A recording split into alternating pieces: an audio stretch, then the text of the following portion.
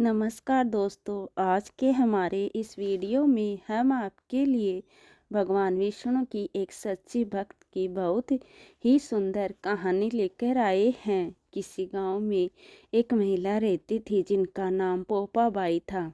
वो भगवान विष्णु की सच्ची भक्त थी। वो उनकी पूजा सेवा पूरे नियम और प्रेम भाव से करती थी। उन्हें अपना जीवन भगवान विष्णु को समर्पण कर रखा था। उनके माता पिता का बचपन में ही देहांत हो चुका था और उनका एक बड़ा भाई था।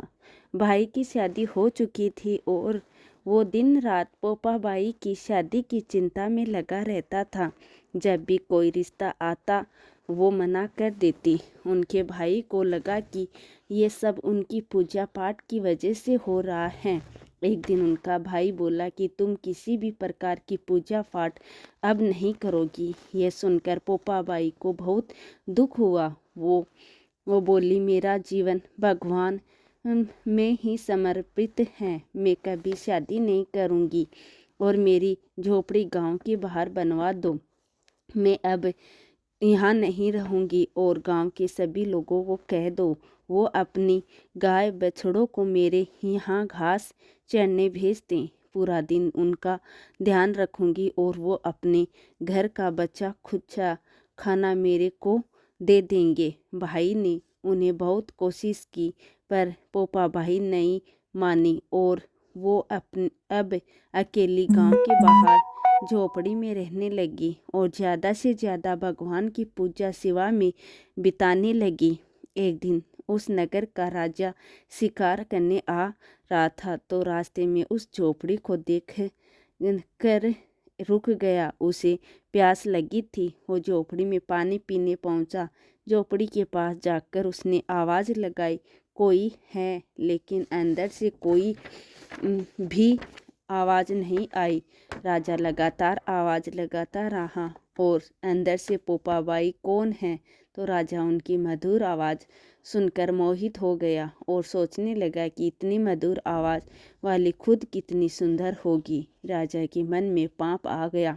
बोला, मैं यहाँ का राजा हूँ और तुम्हारे साथ विवाह करूँगा। पोपाबाई बोली, जहाँ से आए हो वहीं लौट जाओ। मैं किसी पुरुष का मुँह भी नहीं देखती, शादी तो दूर की बात है। यह सुनकर राजा और भी प्रसन्न हो गया और उन्हें जबरदस्ती अपने महल ले गया। पोपाबाई ने राजा को श्राप दिया कि तुम्हारा राजपाट सब नष्ट हो जाएगा। महल में जब रानियों को सारी बात पता चली तो उन्होंने राजा से अनुरोध किया कि इस महिला को वापस छोड़ आओ। यह हमारे राज्य के विनाश का कारण हो सकती है।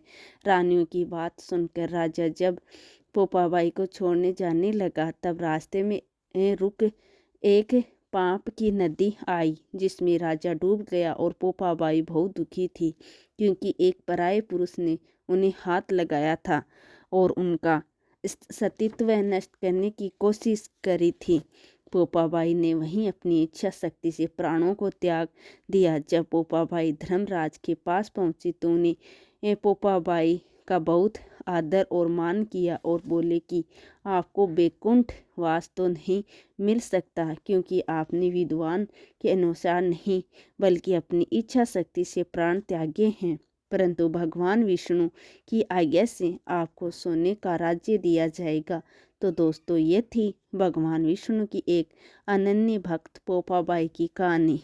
राज है पोपाबाई का, वो लेखा लेगी राई राई का। बोलो जय श्री हरि विष्णु की।